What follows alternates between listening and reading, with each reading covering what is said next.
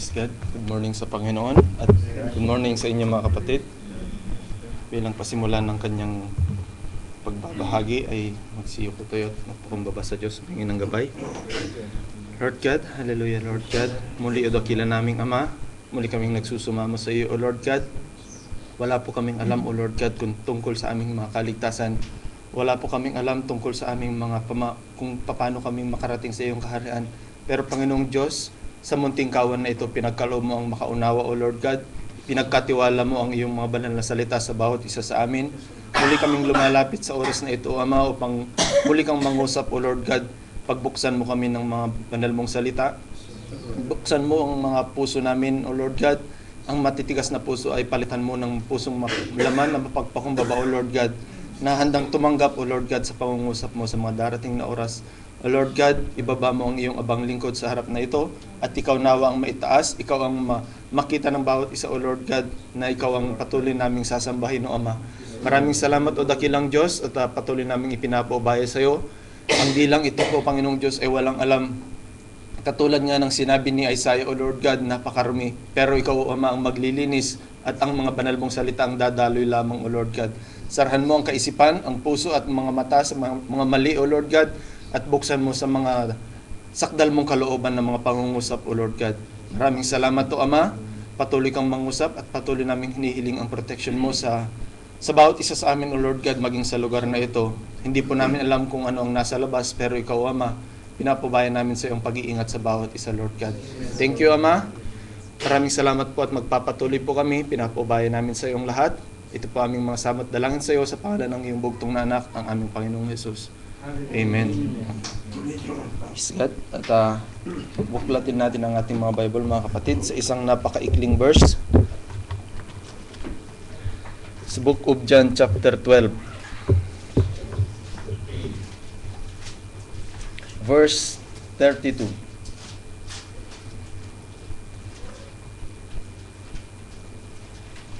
Sabi sa John chapter 12 verse 32, "And I, if I be lifted up from the earth, will draw all men unto me." Sa Tagalog, sabi niya, "At ako, kung ako'y mataas na sa lupa, na mula sa lupa, ang lahat ng mga tao ay papalapitin ko sa akin din." Praise God. At ng Diyos ang magpala sa kanyang mga banal na salita. Maaari na kayong magsiupo, mga kapatid.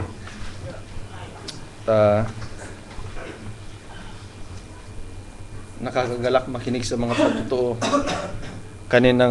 Yung mga patutuo ng bawat isa. Sabi ko sa Panginoon, napakasarap na yung mga patutuo mo ay patutuo rin nila. Sabi ko, ibig sabihin, iisa lang talaga ang gumagabi at kumikilos sa bawat isa. Kaya nagpapasalamat ako sa Diyos. Yung nga, sabi nga ng aking sister wife na nagtampo ako sa kanya. Kasi mga kapatid, nagkamali ako doon sa aking pagdadrive at merong doon kasi trabaho, merong mga opportunity na mga in-house ang mga pwedeng mag-apply. So merong isang job vacancy doon na iniisip ko, doon sa tinignan kong requirements, hindi nalalayo yung papel ko doon sa mga requirements. So nag-isip ako na subukan yung bagay na yun. Kaya lang, yun na isang bagay na kung gaano ka-risk yung kinalalagyan ko ngayon, mas risky yun, mga kapatid. Bagamat mataas nga yung grado, mataas yung sahod sa mga pagsahod ng pag-uusapan. Kaya lang yung risk talaga, hindi mo masasabi kasi yun yung pinakamataas ang hahawakan. So, nagtatanong ako sa Panginoon, ini-encourage ako ng iba na mag-apply. Ngayon, mga kapatid, nangyari nga yung isang bagay na mababiolate yung isa sa mga requirements doon. So, nagkamali ako at nabangga ko yung isang sasakyan, natrasan ko yung isang sasakyan sa parking. So, nagtatanong ako bakit nangyari. Ngayon, sabi ko, yung araw na yun yung araw na gusto kong magpasa. At yun lang ang mababiolate ko doon sa requirements. Kaya sabi ko sa Panginoon, siguro, hindi mo kalooban, Panginoon, kasi walang pwedeng mabiolate ko doon. Ngayon, yung isang bagay na yon, within 3 years, kailangan wala kang history of any accident. Within 3 years. But on that day na nag-isip akong magpapasa, mga kapatid, doon nangyari yung bagay na yun. So it was violated, sabi ko. Ngayon, sabi ko, hindi siguro yun yung kalooban ng Panginoon. Kaya, siguro, alam natin, kasi kung titignan lang natin yung benefits, may encourage yung tao Kaya lang alam ng Diyos kung ano yung nasa harap. Siya yung nakakaalam kung ano yung mas nakabubuti sa atin. So, salamat sa Diyos at maging sa pag-iingat, mga kapatid, dahil sabi ko nga, imbes na preno yung apakan ko, bakit yung gas ang naapakan, sabi ko. May camera, may sensor yung sasakyan, kitang-kita mo yung likod. Kung kailan malapit, doon mo inapakan yung silinyador, sabi ko, doon babanggain mo talaga. Kaya, at nang pinagpapasalamat ko sa Diyos, ay atras siya, so it's not considered as a major na pangyayari. So, salamat sa Diyos. At mga kapatid, isang biyaya na tayo ay patuloy na gamitin ng Diyos. Una, gusto kong pasalamatan ng Diyos at sa ating nakatatandang kapatid dahil ang pagtayo dito, sabi nga ng ating mensahero, tuwing tumatayo siya, pinasasalamatan niya yung binigyan ng kapamahalaan, kapumunuan ng Diyos doon sa lugar na yon. So, it's an opportunity, sabi nga ng ating kapatid, para masanay. Kasi pwedeng gawin ng ibang manggagawa na sila lang ang may karapatan sa lugar na ito. Pero ang nagtuturo ay hindi sabi nga ibinigay sa iyo ng libre, ipamahagi mo ng libre. So hindi inaangkin ng lahat-lahat dahil naniniwala tayo na ang Diyos pwedeng mangusap sa bawat isa sa atin. So nagpapasalamat ako sa Diyos sa pagbibigay niya sa atin, bawat isa sa ating mga kalalakihan ng opportunity upang magamit ng Diyos dahil sabi ng mensahero, magpasalamat kayo at grab niyo yung opportunity habang gusto kayong gamitin ng Diyos, sabi niya. Amen. Pag hindi na kayo ginagamit ng Diyos at gusto niyo magpagamit, wala kayong magagawa.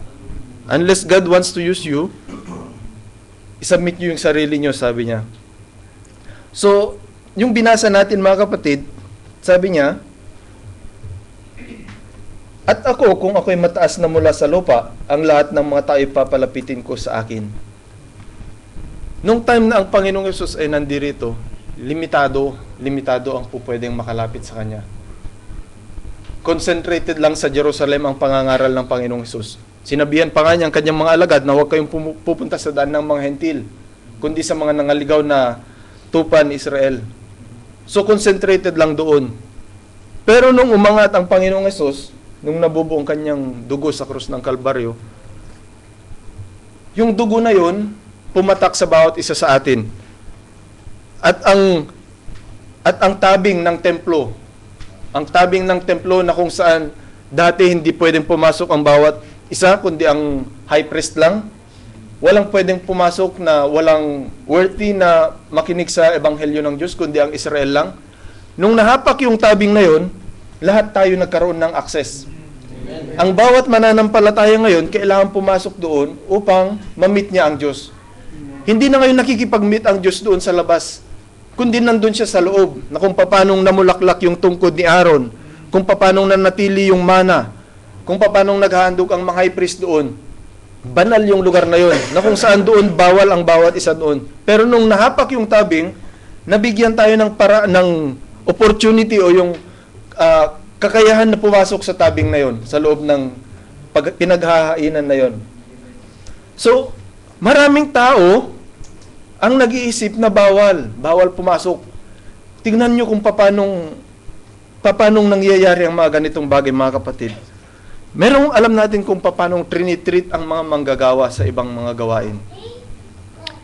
Pagdating sa mga merong lugar na hindi po pwedeng pumasok ang sinuman. Merong mga bagay na hindi pwedeng hawakan ng kahit na sinuman.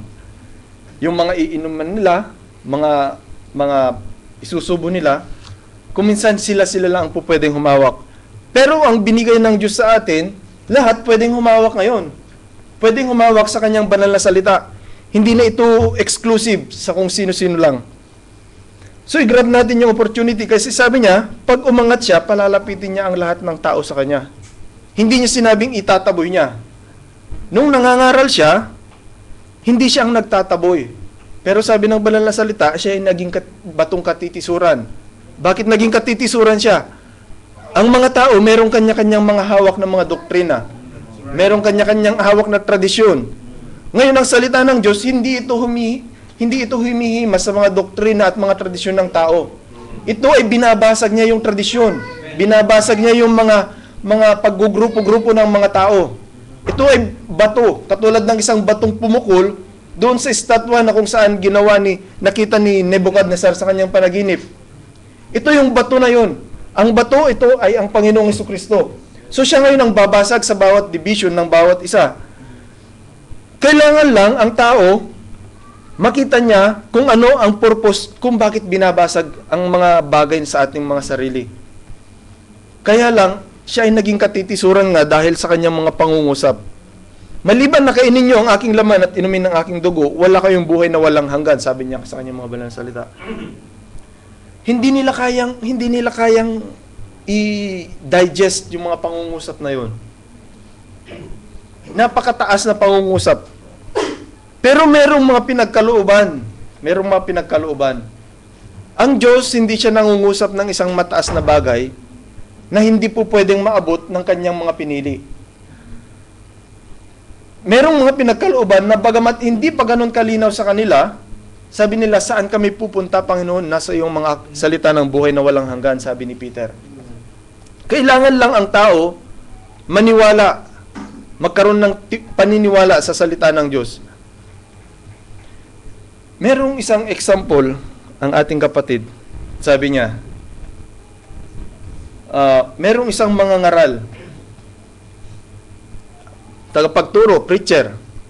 Yung preacher na yon, isa siyang aral sa mataas na universidad. So pumunta siya sa isang congregation na kung saan maraming uri ng tao ang nagkakasama-sama. Ngayon, itong preacher na ito, dahil inintroduce siya sa isang mataas na pagkakilala, pinakilala siya na nag-aral sa mataas na edukasyon at nagtapos sa mga matataas na kurso. So, ang tao, pag nakikilala siyang ganon, dinadala niya yung pagkakakilala na yon. So, inak niya sa kanyang sarili kung paano siyang inintroduce sa mga tao. So, dahil sa nag-aral siya sa mataas na universidad, dala-dala niya ngayon yung i-preach niya sa kanya. Nakahanda lahat ito. So, dahil sa ganon ng kanyang pinag-aralan, prepare niya iyon in a very nice, very proper grammar. Napakagandang pagkakakonstruct ng mga sentence, sabi niya. Yung grammar talagang perfect. Wala kang masasabi. Ngayon, nagsimula siyang mangusap sa mga tao. Habang nangungusap siya, wala siyang makitang reaksyon sa mga tao. Bakit kaya walang reaksyon sa mga tao? Sabi niya, nagtataka siya. Hanggang sa nagpatuloy siya, hindi niya tinapos, mga kapatid. Bumaba siya. Bumaba siya sa stage at umalis.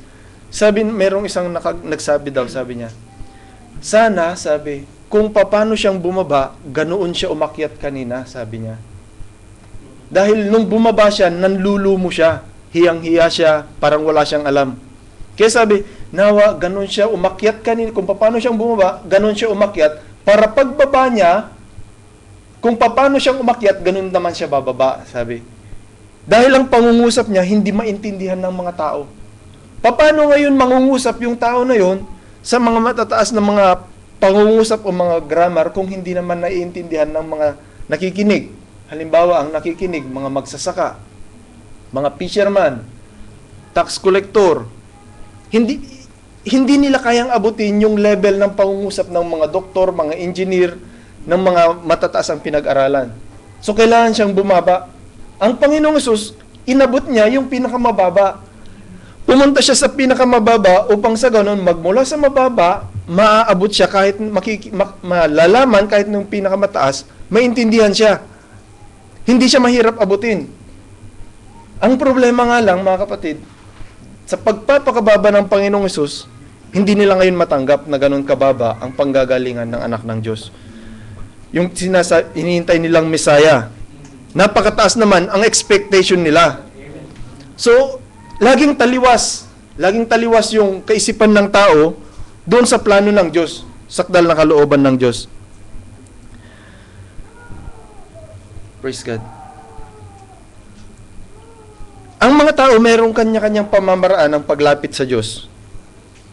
Tingnan natin kung paano ang tao ay nagsikap katulad sa Garden of Eden.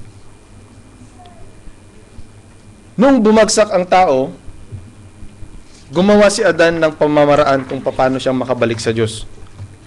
Ang sabi niya, magtatahi ako ng dahon ng igos at ipantatakip ko sa aking katawan. Dahil ang dahon na yon magiging damit nila. So hindi makikita ang kanilang kahubaran. Nag-isip siya ng paraan na kung saan yun ang kanyang kakayahang gawin. Pero ang Diyos, nung bumagsak si Adan, hindi yung pamamaraan na kayang gawin ng tao ang kanyang ginawa. Hindi yung paraan na kung saan madaling masira. Hindi yung paraan na kung saan dahil sa kaisipan ng tao nangyari yung bagay na yun. Kundi, meron siyang plano. Meron siyang paraan, sakdal na kalooban na kung saan kailangan yung dugo. Kailangan yung dugo ang tumakip. At ang Diyos mismo ang nagpatay ng unang hayop para ipantakip sa kanila. Siya ang unang-unang nagpatulo ng dugo. So, yun yung kalooban ng Diyos.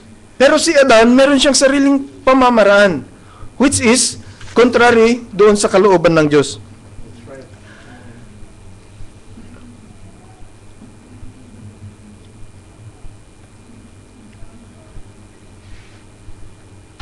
Alam kasi ni Adan na bumagsak sila. Alam ni Adan na nagkasala sila. Alam ni Adan na magmula sa time na yon, magkakaroon na ng mga sakit, ng mga kahirapan, mga disappointments. Nandun na lahat. Nasa chaos na yung earth, sabi nga ng ating mensahero. Dumating na sa chaos. Ngayon, si Adan, ayaw niya na malayo siya sa Diyos. Hanggat maaari gusto niya, bagamat bumagsak siya, makakarating pa rin siya sa Diyos. Mangyayari pa rin yung kung paano nakikipag-usap ang Diyos sa kanila in the cool of the day.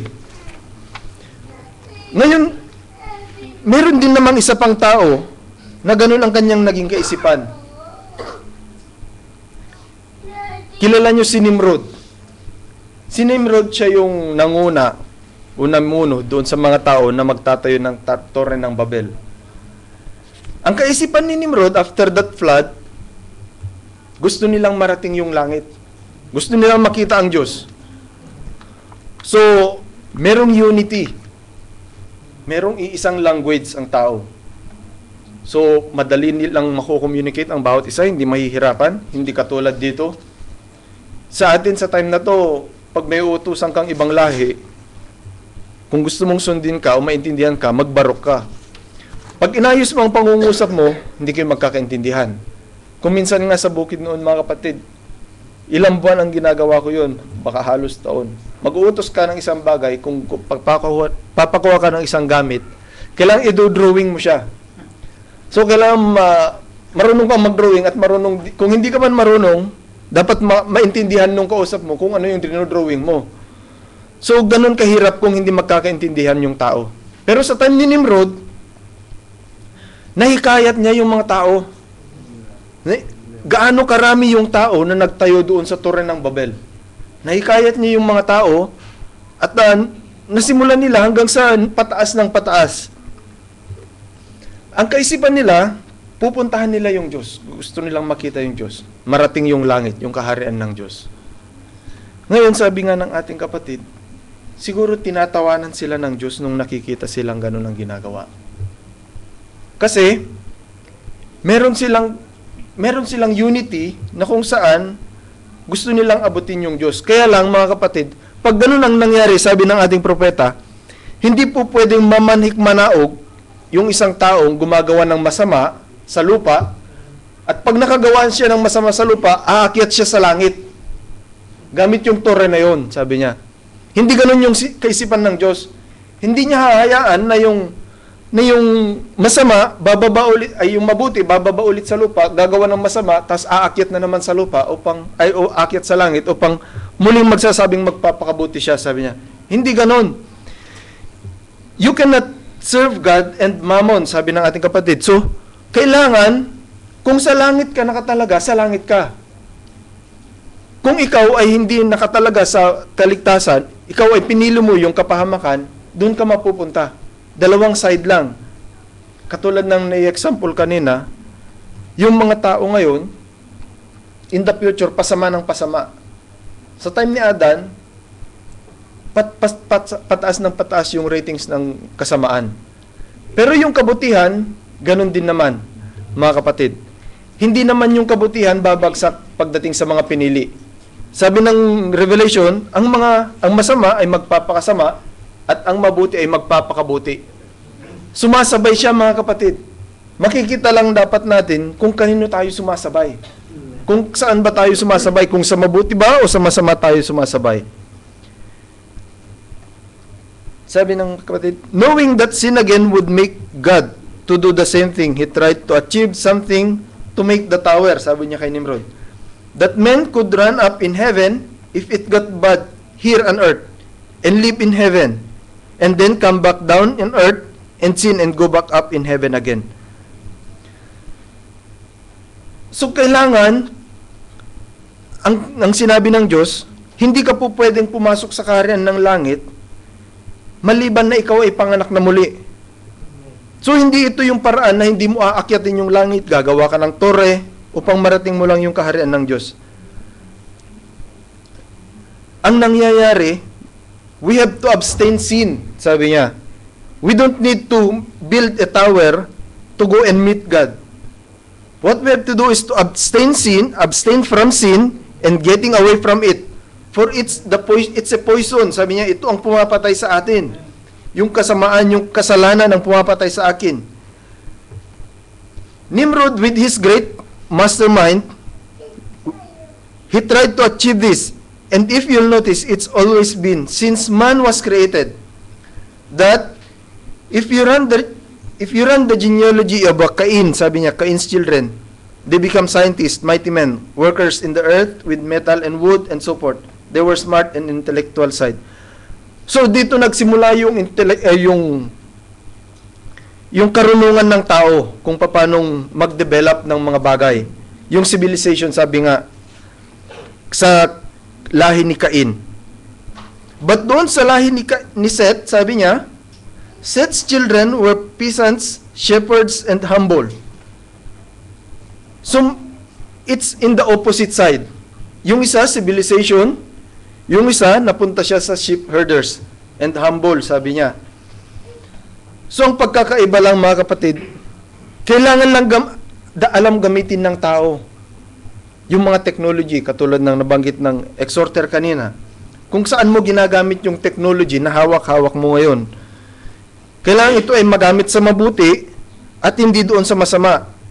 Dahil karamihan sa mga tao ngayon, gumagamit ng technology para sa ikasasama. Bakit maraming bansa ang naglalaban-laban? Dahil sa pagpapataasan ng technology.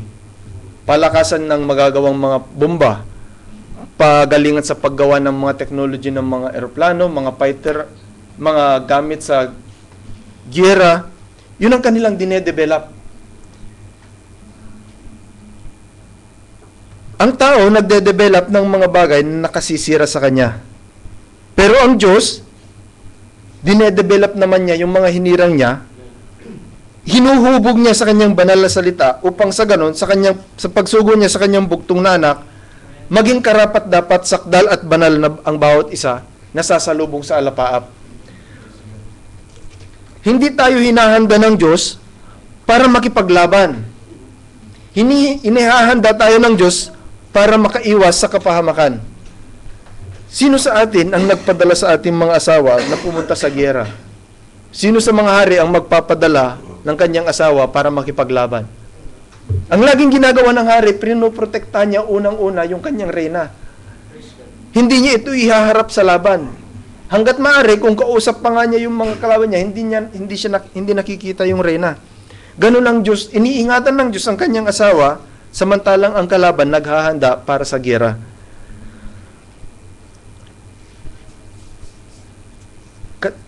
Yung mga napag-share natin kagabi, mga kapatid,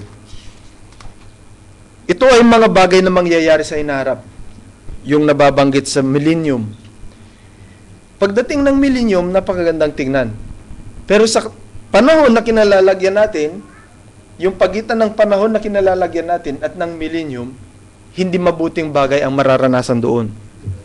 Ito ay isang napakahirap na bagay. Doon tayo iniiiwas ng Diyos. Doon tayo gustong alisin ng Diyos. Ayaw ng Diyos na maranasan natin yung mga kahirapan. Ayaw ng Diyos na ang tao ay pahihirapan, ang kanyang pinili ay pahihirapan. Kaya sabi niya, nagbigay din siya ng pangako. Nagbigay siya ng pangako na sinabi na ang mga bagay na kanyang ginawa ay atin din gagawin. At higit pang dakilang bagay. Ang pangakong ito ay hindi para sa ibang tao, mga kapatid. Ang pangakong ito ay binigay sa atin. And this sign shall follow to them that believe, sabi niya. In my name shall they cast out devils. They shall speak with new tongues. They shall take up serpents, and if they drink any deadly thing, it shall not hurt them. They shall lay hands on the sick, and they shall recover, sabi niya. So ito, para sa atin. Kung paano tayong iniihahanda ng Diyos, ganun din naman tayo iniingatan ng Diyos sa mga bagay na to. Alam ng Diyos ang kasiraan ng sanlibutan. Alam ng Diyos kung paano daranasin ng tao. Sabi nga ng ating kapatid, dinadalaw tayo ng kasalanan ng ating mga magulang. Sabi daw dun sa message. Ngayon, ang katawan na ito ay pest house. Built-in. Doon sa mga pag-aaral, sabi nila, yung mga worm nakakain sa katawan, pag ito ay natulog, built-in na yun dito. Nandito na yun. Sabi niya, sabi nung pag-aaral. Tingnan niyo yung coffin, sabi niya. Ilagay mo doon yung isang patay na bagay. Ilagay mo sa isang box. Saraduhan mo, walang makakakita, walang makakapasok na kahit anuman. Buksan mo after few days, bakit may mga kumakain sa laman na yon? Sabi niya. Saan galing? Wala namang nakapasok. Ibig sabihin, nandito na yon. Kaya ngayon, kailangan natin yung kapangyarihan ng Diyos upang mapalitan ang katawan na ito dahil hindi ito po pwedeng dalhin sa langit. Kailangan ng pagpapalit. Kung dadalhin sa langit ito, magiging kasiraan, hindi po pwede, walang kasiraan sa langit. So, kailangan mapalitan. In my mother's I was conceived, I was shapen in iniquity when my mother conceived me in her womb, sabi ni David. So, doon pa lang, may kasiraan na ito dahil doon sa pagbagsak, doon sa time ni Adan. Kaya si Adam nagsisikap, iniisip niya na pag nagtahi siya ng puno ng dahon ng igos, may babalik yung dati nilang kalagayan. Hindi ganun yung plano ng Diyos. Ang pagbabalik ng Diyos, merong proseso.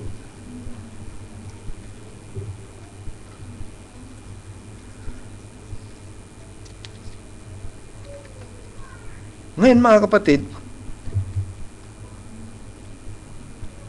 napakalapit na ang pagbabalik ng Panginoong Hesus. Laging nababanggit. Gaano kaya kalapit? Sabi nga, maging doon sa pintuan, nandun na, sabi niya. Hindi natin alam, iniisip natin na yung 1 taon, 2 taon, kasi nagkaroon tayo ng pattern.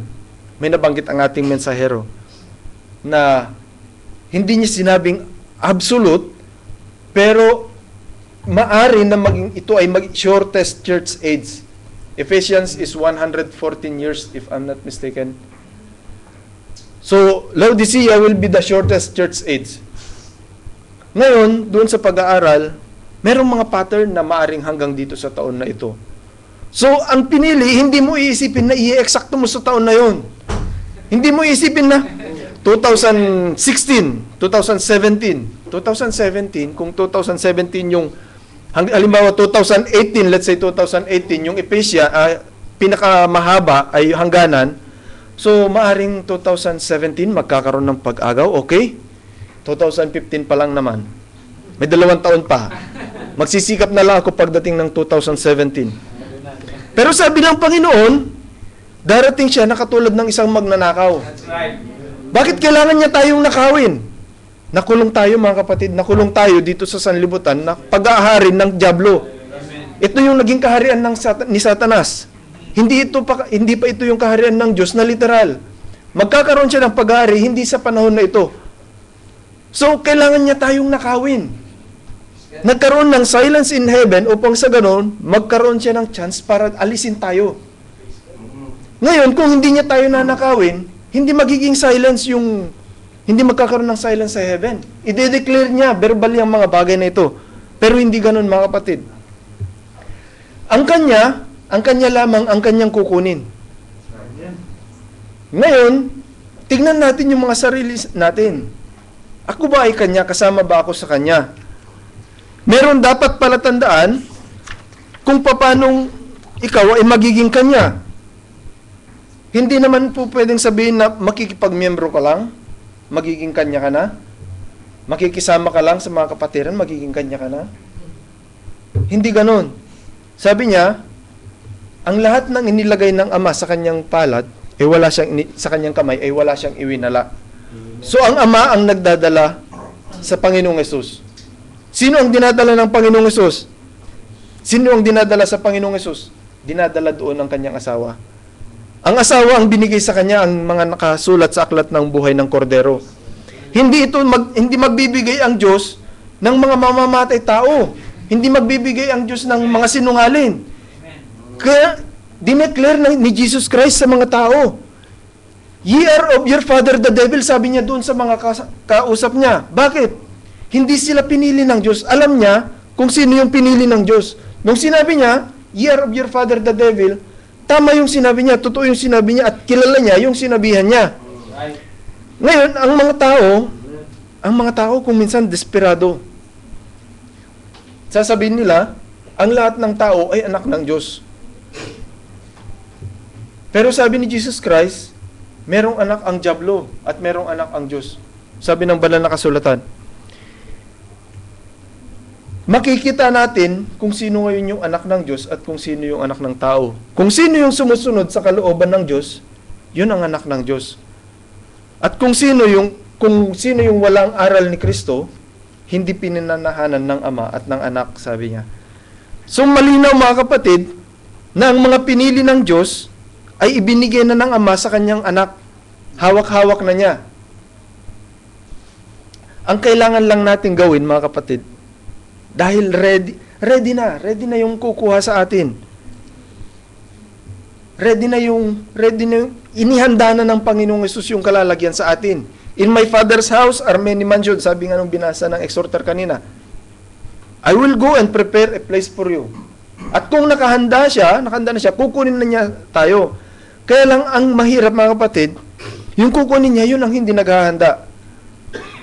Kaya sabi ng Diyos, sabi ng mensahero, handa na yung Ama na ipadala ang kanyang anak, sabi niya. Kaya lang hindi pa ready yung church.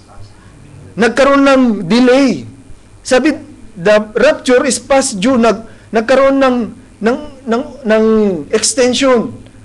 Hindi dahil doon sa kukuha, kundi dahil doon sa kukunin. Hindi nagre-ready. Nagmamatigas pa, sabi nga ng ating mensahero. Naglilinger-linger pa. Mga kapatid, nasubukan nyo yung aalis kayo. Aalis kayo, may puntahan kayong appointment. Ngayon, halimbawa, 5 kayong aalis. Ikaw yung driver. Hawak mo na yung susi, pupunta ka na. Hinandar mo na yung sasakyan. Dahil ang usapan ninyo, 4:00. Sino kaya ang matutuwa na pagdating ng 4:00, hindi pa nakaredy yung iba? Nakaredy na yung sasakyan, lahat nakaredy na. Pero yung iba, kagigising pa lang o kaya kung ano-ano pang ginagawa, matutuwa kaya yung mga ibang kasamahan mo? Matutuwa din kaya yung naghihintay sa'yo kung ganun ang sitwasyon? Hindi ba, sa literal mga kapatid, maiinis ka, maaring magalit ka. Yung Diyos kaya, ano kayang damdamin ng Diyos?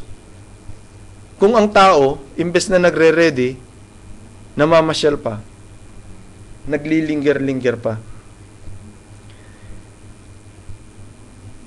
Hindi dapat, sa time natin, hindi na dapat ganun ang maging kaisipan ng tao. Hindi na dapat ganun ang kaisipan ng iglesia.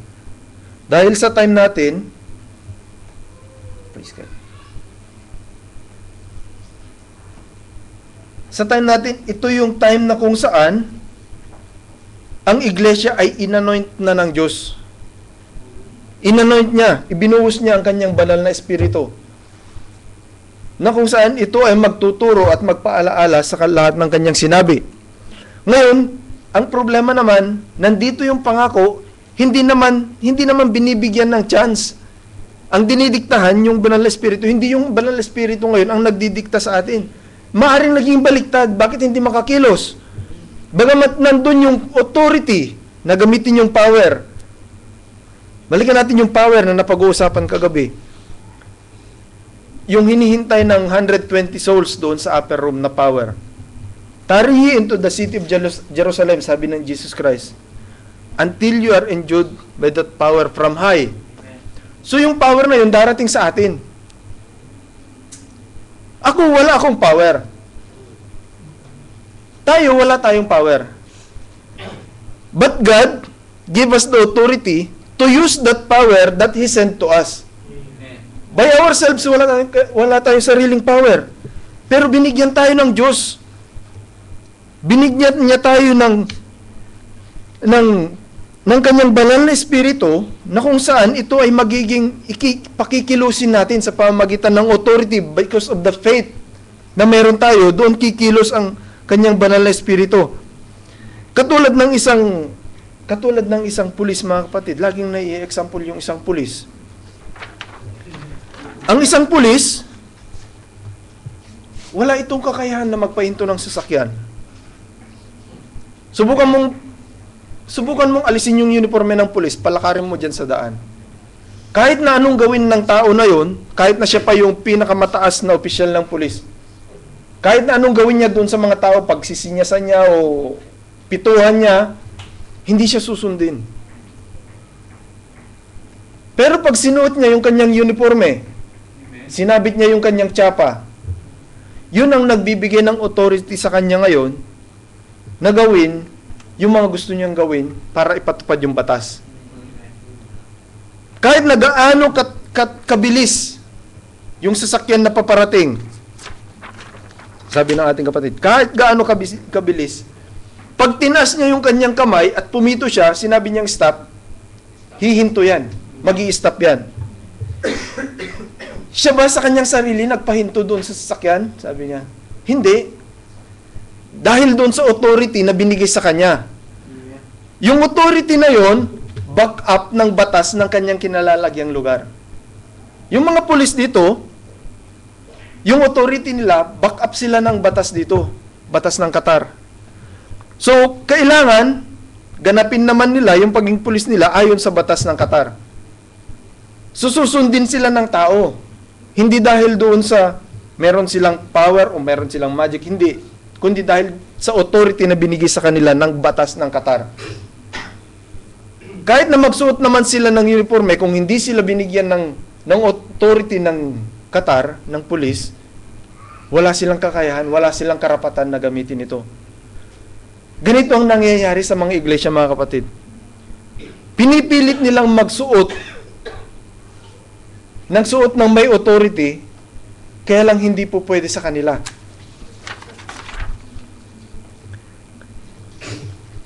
May mga nagdadamit tupa, pero ang sa loob ay mga lobo na maninila. At ito ay ikapapahamak nila. Ito ay pagpapanggap. Ito ay isang paraan ng pandaraya. Ang iglesia ng Diyos, makikilala mo sa pamamagitan ng manifestation ng power na nandoon. Kailangan gamitin ngayon yung authority. We have that full authority na gamitin yung power. Kaya sinabi niya, the works that I do, ye shall do also. And greater works. Dahil binigay niya, nung nahapak yung tabing, umangat ang kanyang katawan. Umangat ang katawan ng Panginoong Yesus. Pero ang iniwan sa atin yung Holy Spirit. Yung Holy Spirit ngayon, nandun yung lahat ng power. The Father and the Holy Spirit is the same Spirit God. So hindi ibig sabihin na yung isang espiritu ng Ama, pinagbahagi mo, mawawalan ng bisa. Halimbawa, yung bisa ng kamay, yung isang bahagi, yun lang gagawa doon. It's the same Spirit, it's the same power. Hindi ito mawawalan. Ito ay may i-distribute sa bawat bahagi ng iglesia At ang kanyang kapangyarihan ay mananatili. Walang limitation. Kaya sabi niya, kahit na sabihin mo sa bundok na ito na mapasok ba sa dagat, kung ikaw ay may pananampalatayang kasinlaki ng butil ng mustasa, sabihin mo sa bundok ito na mapasok ba sa dagat, ito ay mangyayari. So gaano yung power na yon? Hindi ba pwedeng gawin ng iglesia yon? Pwedeng gawin ng iglesia. Dahil pinangako ng Panginoong Hesus yun. Sinabi niya yon. It is impossible for God to lie. So mangyayari yun. Kung sa ganung napaka-imposibleng bagay, mga kapatid, bakit di kaya natin hilingin na imbes na yung kapangyarihan na yun gamitin natin doon sa mga bundok? Bakit kaya hindi natin hilingin sa Diyos na ang kapangyarihan na yun ay gamitin sa ating sarili? Huwag muna natin gamitin sa iba. Unahin natin, gamitin natin yun, hayaan natin ipagamit natin ang kapangyarihan na yun sa ating mga sarili. Para ayusin tayo. Ang unang aayusin natin, yung sarili natin para maayos natin yung iba. Ang pinakamahirap ayusin, mga kapatid, yung sarili. Madaling ayusin yung iba. Madaling ayusin yung iba. Halimbawa, meron kang 10 tao, hinahawakang tao. Madali mong i-program kung saan sila gagawa, anong kanilang tatrabahuin, oras per oras, pwede mo silang i-designate ng ganon.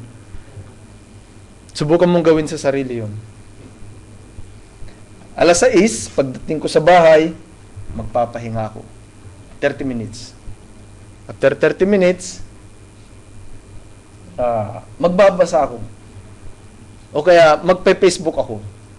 So, 6:30, magpe-Facebook ka. By 7 o'clock, magbabasa na ako hanggang bago matulog. Yung 30 minutes na yun na pagpe-Facebook, matutupad mo kaya yun? For example lang, mga kapatid, yun ang gagawin natin. For example lang, bigyan mo ng timetable yung sarili mo. Tingnan natin kung gaano tayo kadisiplina pagdating sa ating sarili. Pagpalitin mo naman ngayon, mauuna mong gagawin yung pagbabasa bago mag-Facebook. Baka yung 30 minutes hindi mo uubusin tapos bubuksan mo na yung Facebook. Alam niyo, mahirap i-disiplina yung sarili. Lalo na pagdating sa social media ng mga bagay, marami kang makikitang makakadistract. Nasubukan ko, mga kapatid. Nung nangyari yung bagay na yun sa akin, nung na-aksidente ako, dala-dala ko lagi yung tab, yung iPad. Pagdating, sabi ko, 1:30 yung sundo. Ugali ko kasi, 30 minutes before the pick-up, or at least 20 minutes, nandun na ako doon sa location. So, pagdating ko doon, sabi ko, kung 1:30 ang pick-up, 1:00, nandun na ako. Makakapagbasa ako. Kaya lang, mga kapatid, tignan nyo kung paano ang diablo gumagawa ng paraan para ma-distract yung plano mo. Pwede kong pagbigyan sana yun eh. Pwede kong magbasa eh. Pero alam nyo ang nangyari? Inisip ko ng inisip yung nangyari doon sa akin. Nasaan yung plano mo ngayon? Nawala ka doon sa program mo. Pwede mo namang gawing magbasa. Bakit hindi mo ginawa? Ang ginawa mo, nag-isip ka nang nag-isip. Walang nangyari doon sa inisip mo. Nangyari na. Tapos na yon. Ang maganda doon, gawin mo pa rin kung ano yung pilinano mo. Kasi may dealing sa Diyos eh. Yun, mga kapatid, kung minsan kasi, nadadala tayo doon sa ating kapaligiran. Which is, yun ang pinakamahirap. So, hilingin natin ngayon sa Diyos na yung kapangyarihan na yun, gamitin muna sa atin. Huwag muna natin huwag muna natin ilalabas. Sa loob muna natin gamitin. Pag maayos yung loob, mas madaling gamitin sa labas. Dahil sabi nga ng ating kapatid kanina, pag natapos yung pagsubok, blessing ang babalik. Pag natapos yung pagsubok sa loob, wala ka nang susubukin sa loob. Gamay na niya yung loob mo. Siya nang purong-purong siya na yung hari. Siya na yung Panginoon. Siya na yung nagdodomain sa loob mo, sa puso mo, sa isipan mo. Magaganap mo ngayon yung sinabi niya na purihin kayo, ialay mo ang iyong katawan na buhay, banal, kalugod-lugod at kaaya-aya sa Diyos. Siya ang ating katampatang pagsamba. At magaganap mo ngayon, yung magpupuri ka sa Diyos ng buong lakas, buong kaluluwa, buong isip, buong puso. Dahil siya lang yung laman eh. Alam niyo mga kapatid, mahirap yung bagay na yun. Pero hindi tayo ni-require ng Diyos na magpakabanal kung hindi natin gaya. At hindi iyon sa sariling nating kakayanan. Ni-require tayo ng Diyos na magpakabanal at inihalin tulad naman tayo sa mga bata. Hindi tayo inihalin tulad sa matanda na tayo yung gagawa sa ating sariling pamamaraan. Inihalin tayo tulad tayo sa bata upang sa ganon, ang pagpapakabanal ay patuloy nating hilingin sa Kanya. Magdepende pa rin tayo sa Kanya.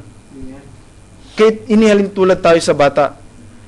Ang pagpapakabanal at ang holiness at perfection ay mangyayari sa iglesia. Sabi nila, walang taong perfect. Pero merong mape-perfect. Merong inihahanda ang Diyos for perfection. Kasi hindi po pwedeng mabaliwala yung pangako ng Diyos na sinabi niya na tayo ay magiging perfect, banal, upang tayo ay maihanda para sa pag-agaw. Mangyayari at mangyayari yun.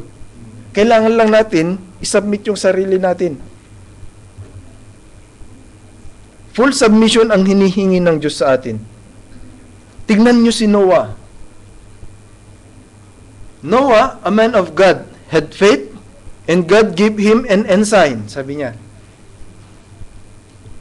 Ang ensign, ito ay isang pagpapakita ng pag-aari.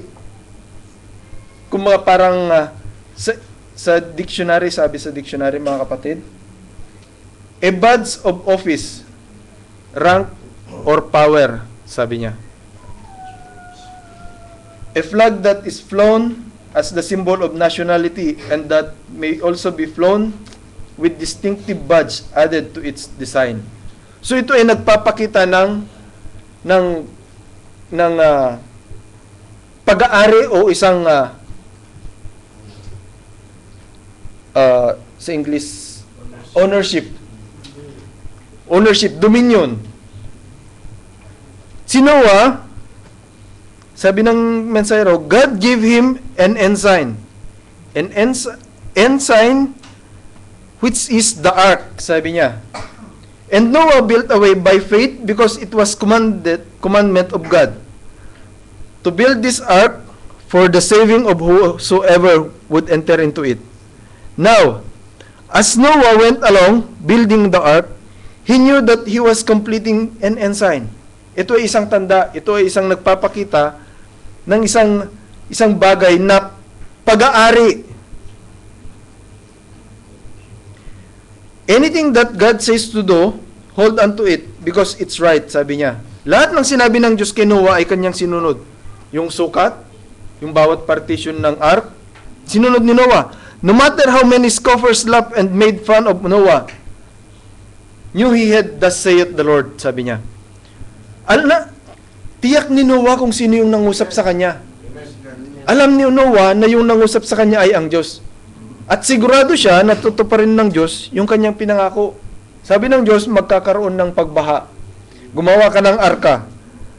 So ang arka na ito ay isang pag-aari na kung saan dito magkakaroon ng kaligtasan. Ang sino mang pumasok, ang lahat ng taong papasok, magkakaroon ng kaligtasan. So hindi ito ginawa ni Noah sa kanyang sariling pamamaraan. Hindi katulad ni Nimrod, na nung si Nimrod ay nag-isip na gusto niyang makita yung Diyos, nag-isip siya ng paraan na kung saan gagawa sila ng Torre ni Babel. Yung Torre ni Babel na yun mga kapatid, yung foundation hanggang ngayon nandun pa. Ganun katibay, sabi nila, ganun katibay yung ginawa nilang foundation. Hindi siya basta-basta masisira.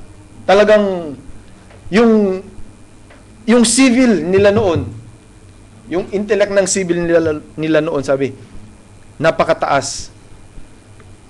Dahil walang technology ganito, pero nagagawa nila yung mga ganong bagay.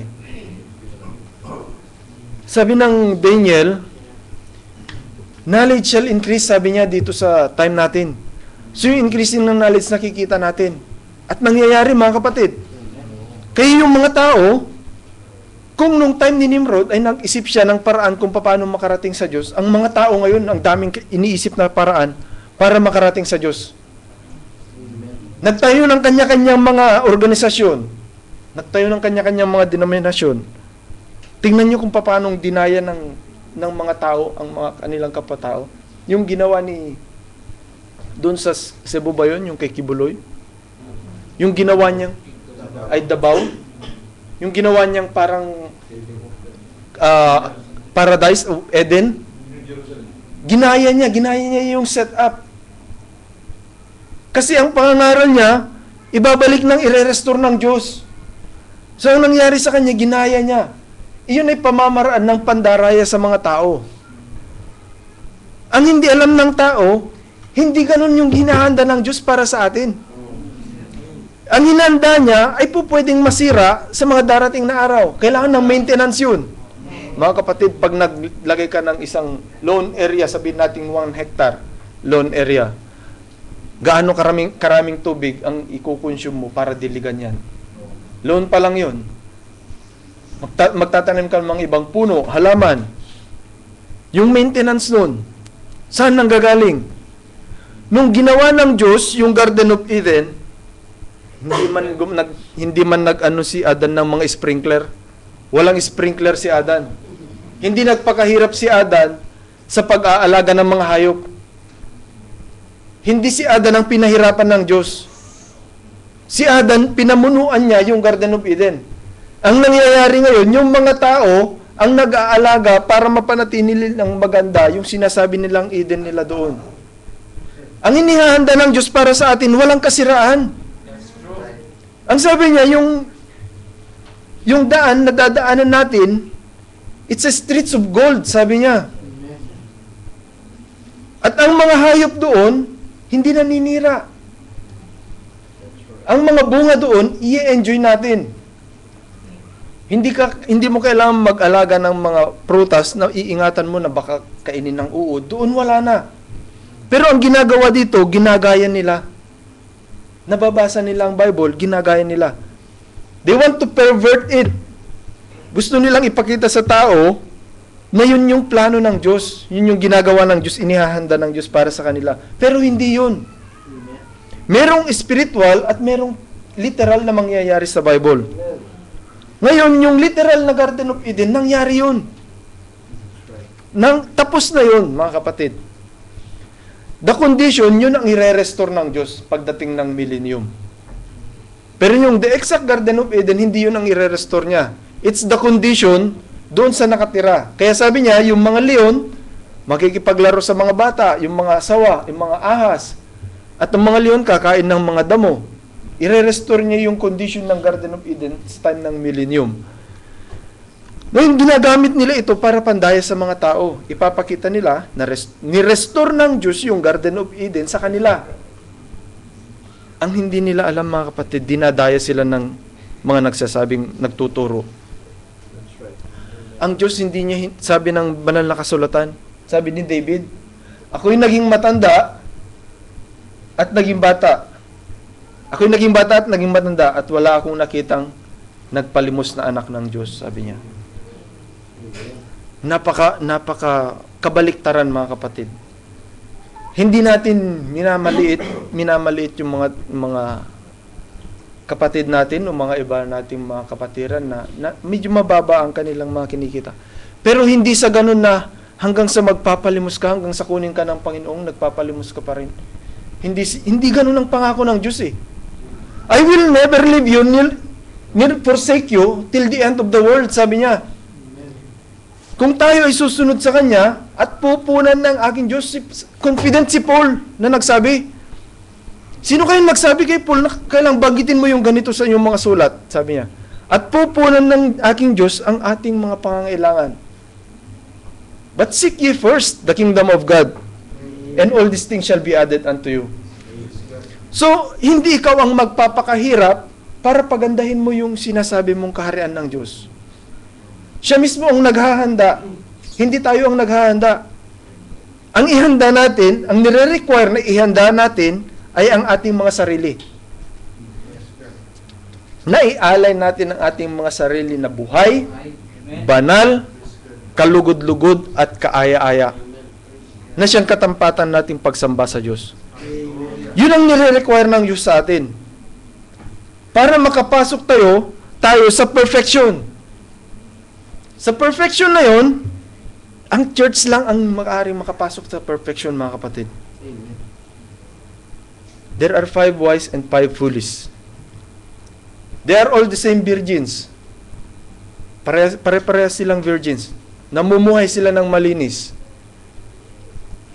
But 5 wise have enough oil till the bridegroom come.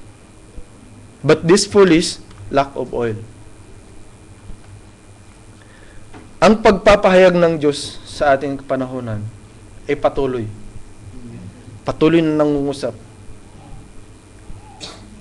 Hindi porket alam natin, may mga alam tayo ng mga mystery. Praise God kung meron tayong mga nalalaman, binuksan ng Diyos sa atin. Pero pag merong isang kapatid na nagtanong na, Brad, ano ang ibig sabihin nito? Yung kapahayagan, mga kapatid, hindi dahil naunawaan mo nung 2 years back or 1 month back, yung kapahayagan, mga kapatid, hindi tumitigil sa ganun. Kung papansinin natin, pag may nagtanong, merong na idadagdag doon sa una mong naunawaan. So ang Diyos patuloy nagdadagdag, mga kapatid, dahil naniniwala tayo ang kanyang mga salita ay buhay. Kung buhay ang kanyang salita, magpapatuloy ito habang ating ninanamnam at kinakain.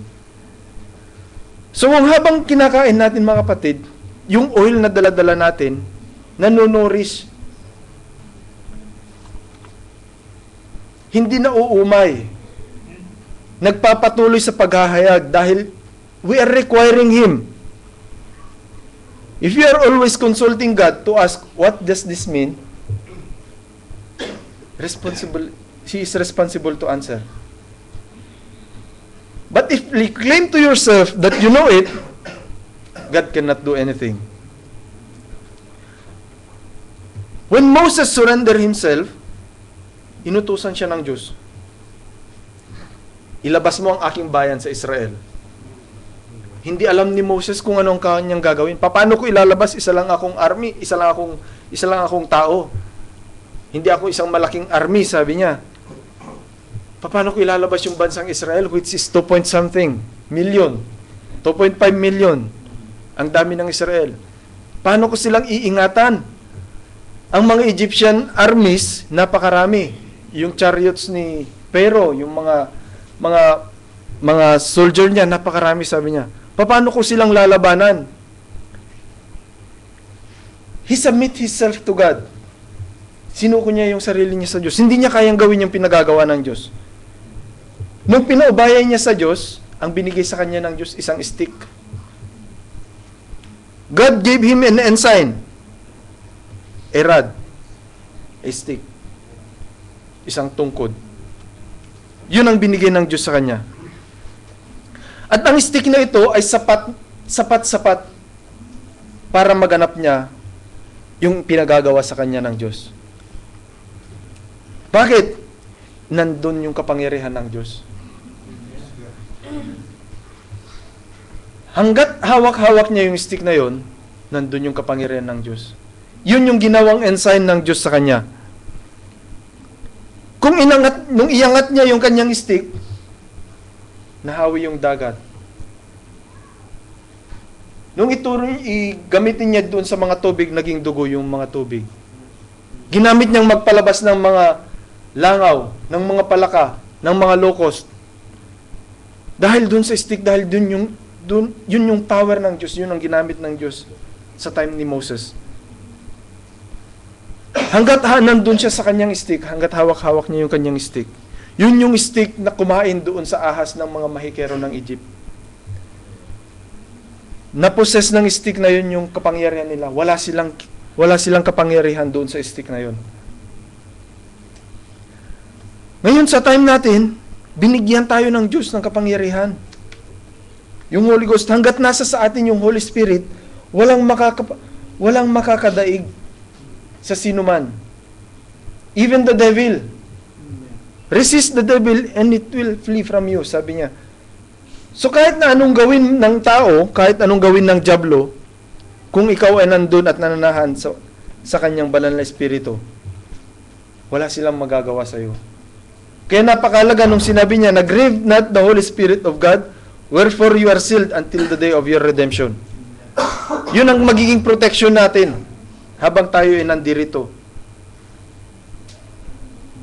Hanggat nasa sa atin ang banal na espiritu, susuko ang mga dyablo. Kung paanong si David nung binigyan ng kapamahalaan ng kung paanong si Joseph nung binigyan ng kapamahalaan ng Pero ng Egypt.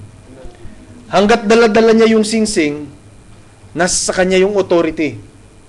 Nasa sa kanya yung kapangyarihan. Pag dumaraan si David, lumuluhod yung mga tao. Si Joseph, lumuluhod yung mga tao. Dahil doon sa singsing na yun na ibinigay ng Ama. That's the ensign to Joseph. That he has the authority. He is next in rank. The Pharaoh gave him that authority na pamahalaan yung Egypt nung time na bago magkaroon ng tagtuyot. So sabi ng ating batid, don't let down the bar, sabi niya. Hanggat nakataas yung bar, no one can penetrate. Hindi ka mape-penetrate ng kalaban. Huwag mong ibababa. Kung paanong si Moses habang nakataas ang kanyang tungkod pag nakikipaglaban ng Israel, sila ay patuloy na nananalo. Pero pag bumababa yung tungkod, natatalo sila. So kailangan nakataas lagi yung tungkod. Hanggat hindi pa dumarating ang Panginoong Hesus, nakataas lagi yung bar. Nakataas lagi yung ensign sa atin. Ang banal na espiritu dapat ang nangunguna sa bawat isa sa atin.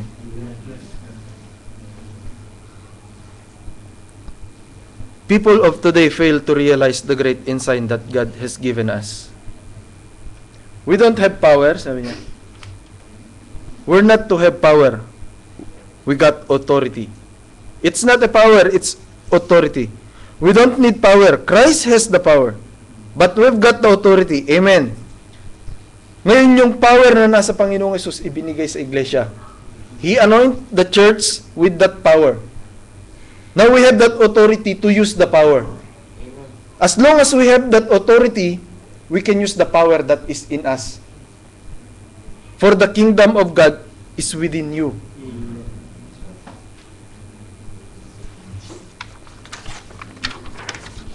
Ipaubaya lang natin mga kapatid na yung Diyos ang patuloy na maghahari sa atin. Dahil dalawa lang ito mga kapatid. Meron tayong body, soul, and spirit. The body, it's the outer part. The spirit, it's the one spirit within you. And this soul, ito yung tumatanggap. Ito yung nag-a-adapt kung anong spirit meron ka. Ito yung tatanggap kung magre-reject. Kung ang tatanggapin mo ay espiritu ng Diyos, imamanifest mo yung gawa ng Diyos. Ngayon, kung ang tatanggapin mo ay espiritu ng dyablo, ang imamanifest mo yung kasamaan. So, saan ngayon doon sa dalawa? Like two dogs fighting.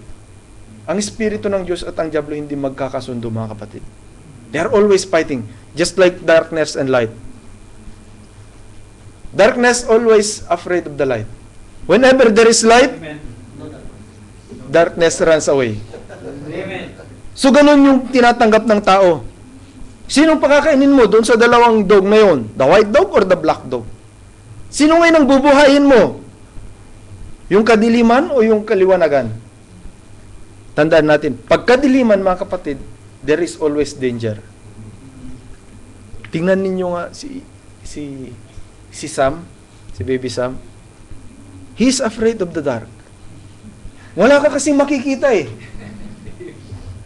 Malayo pa yung dilim pag nilalapit. Nasubukan ko siyang ilapit dito. Pag nilalapit ko siya, ayaw niya. Wala siyang makita. Walang kaaya-ayang bagay doon sa kadiliman. And there is always a threat. Maaring merong ahas, Maaring may scorpions, merong mga ipis, may mga langgam. Hindi mo makikita kung anong nandun. Pero once you put on the light, switch on the light, darkness will run away. Even the things of the darkness will run away. Yung mga ipis na yan magtatago, yung mga surot magtatago. So just keep on the light. Just let the light shine, mga kapatid. Huwag nating pupundihin yung ilaw. Hanggat yung ilaw, and the light of God is pressing on, sabi niya. Just keep on pressing the light of God. Alam niyo mga kapatid, kahit sabihin mong gamay mo yung isang lugar, kahit madilim, dahil doon sa amin, dahil yung bundok namin mga kapatid, kahit madilim, kaya mong puntahan. Alam mo kung ilang hakbang bago ka lumiko, alam mo yung bako-bako. Kabisado mo kahit madilim. But that threat, hindi mo alam. Maaaring makasalubong ka ng ahas. Hindi mo pwedeng sabihin na kabisado mo pag madilim. Pero pag may liwanag, confident ka. Makikita mo lahat. Makikita mo na yung daan mo, makikita mo pa kung merong gagawa ng kasamaan sa'yo. So napakahalaga na magkaroon ng liwanag. Ngayon, binigyan tayo ng kaliwanagan ng Diyos sa ating mga puso. Huwag nating aalisin yung liwanag na yun. Hayaan naman natin ngayon na yung liwanag na yun ay lumabas sa atin. Para yung mga nasa kadiliman ay maliwanagan. Tayo ngayon yung binigyan ng kapangyarihan ng Diyos, authority ng Diyos na magkaroon ng liwanag. Let your light so shine to men, to all men. Katulad ng isang letra na buhay na lumalakad sa sanlibutan ito. Kung tayo ay binabasa, hindi tayo pwedeng basahin mga kapatid kung madilim tayo. Sa literal, hindi ka po pwedeng magbasa sa kadiliman. Ang mababasa mo, yung liwanag. Kailangan may liwanag upang makita nila yung buhay, yung salita ng Diyos. Katulad ng mga patotoo. Praise God.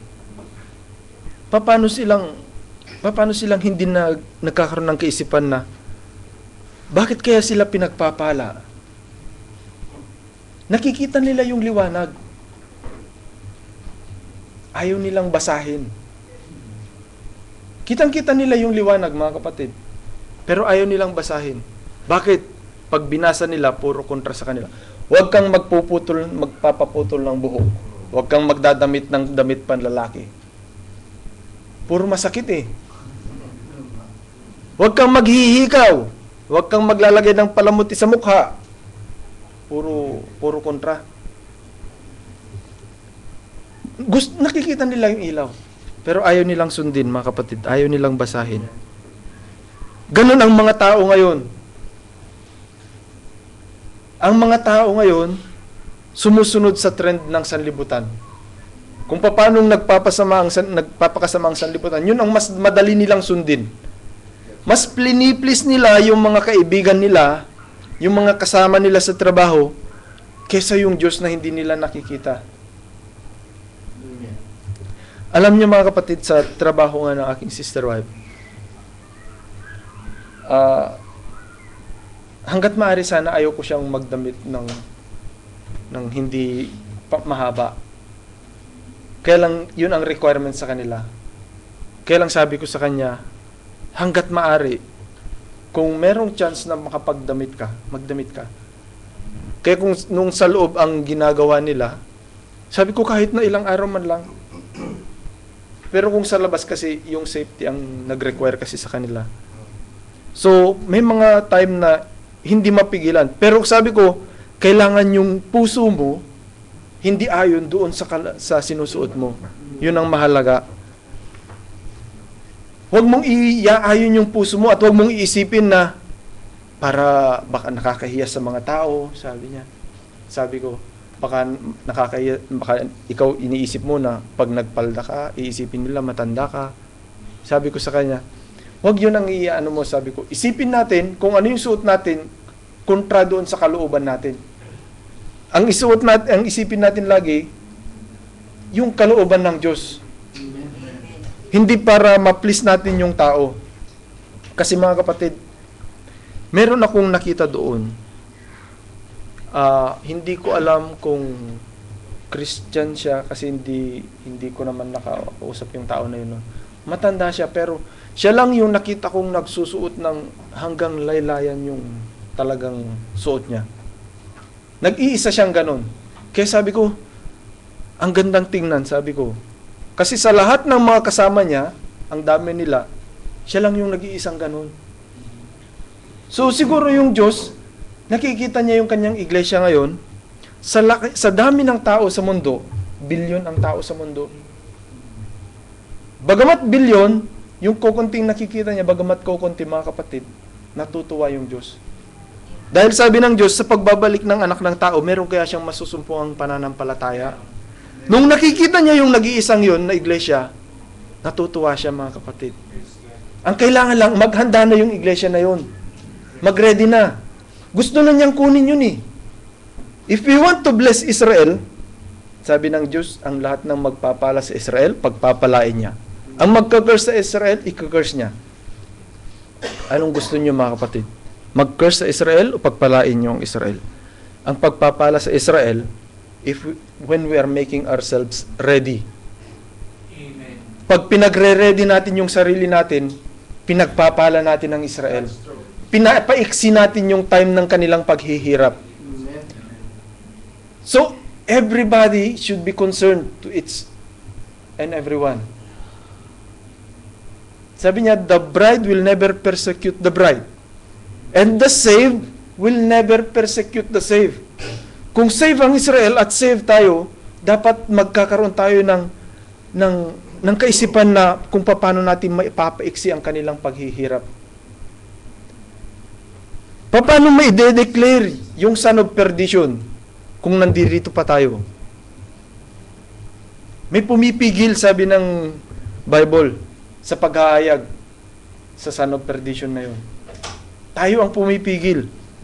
Kasi pag na-declare yun, hindi po pwedeng nandito pa ang church. Kailangan wala na ang church pag na-declare yun. Huwag nating aasamin na may makita natin ang pagde-declare ng son of perdition na yun, mga kapatid. Praise God. Ang pangungusap ng Diyos, adbol, very adbol. Nung yung tatlong magay kinausap ng Diyos, binigyan sila ng ensign, binigyan sila ng isang tanda. Ang ipinakita sa kanila, yung kalawakan, the first Bible. Binigyan sila ng tanda tungkol doon sa kapanganakan ng Messiah. Hindi ang lahat ng tao nakikita nila yon. Hindi lahat ng tao nababasa nila ang kalawakan. Hindi lahat ng tao alam kung ano ang ibig sabihin ng paglilinya ng mga bituin na yon. Pero yung tatlong magay, alam nila. Hindi lahat ng tao alam ang plano ng Diyos sa time natin. Amen. Hindi lahat ng tao alam kung paano maghahanda para sa pag-agaw. That's right. Hindi ang lahat ng tao kukunin ng Diyos. Merong iisang iglesia. At ito ay piling-pili. For many are called, but few are chosen. Very few, mga kapatid. This few na chosen na ito lang ang nakakakita doon sa mga tanda na ibinigay ng Diyos. At ang mga tanda na ito ay isang napakahalaking bagay para sa mga iglesia, sa mga pinili. Hanggat hindi mo nakikita yung tanda, sabi nga, nung hindi pa nila nakikita yung tanda, yung tatlong magay, hindi sila pwedeng maglakbay papuntang Jerusalem. Hindi nila alam kung saan nila makikita yung bata. Hindi sila pwedeng maglakbay kung saan-saan. Naka-steady sila. Steady sila doon sa isang lugar. Hinihintay lang nila. Nung nakita nila yung tanda, nagsimula silang maglakbay. Kailan natin nakita yung tanda? Kailan tayo nagsimulang maglakbay? Matagal na natin nakikita yung tanda, mga kapatid. Matagal nang ibinigay yung ikapitong mensahero. But in the days of the voice of the seventh angel, when he shall begin to sound, the mystery of God should be finished, as he hath declared to his servants, the prophets. So all the mysteries had been opened. Amen. Ang mga tanda, nangyayari. Ang tanda ng pagsugo doon sa ikapitong anghel, nangyari na. Wala na siya. Natapos na yung kanyang pangungusap. Pero ang kanyang mensahe nagpapatuloy. Ngayon, mga kapatid, nagsimula ba tayong maglakad papunta doon sa kanyang itinuturo? Nagsimula bang maglakbay ang iglesia patungo doon sa itinuturo ng mensahe na yon? Yung tatlong bagay, 2 years silang naglakbay mula India para mapuntahan nila yung itinuturo ng star, which is the Messiah. And this star messenger is pointing to the very Messiah, which is the Lord Jesus Christ. Kailangan makita natin. Ngayon, ang pagtuturo ng mensahero na ito, ang pagtuturo niya sa ating Panginoong Hesus, hindi lahat ng tao nakakakita. Maging sa mga nagsasabing nasa mensahe, nagkakaproblema, mga kapatid. Bakit? Dahil sa pride. Hindi yung mensahe ang may problema. Hindi yung mensahero ang may problema. Hindi yung Bible ang may problema. Ang nagkaroon ng problema yung tao. Ang tao madaling ma-pop up. Ang tao, mataas ang pride. Ang tao, kung tama yung salitang gahaman. Naging gahaman sila pagdating sa pera. Yun ang sumira sa tao, mga kapatid. Hindi tayo against doon sa mga kapatid na yon. If possible, makasama natin sila sa mga sa pag-agaw, mga kapatid. But let this be a message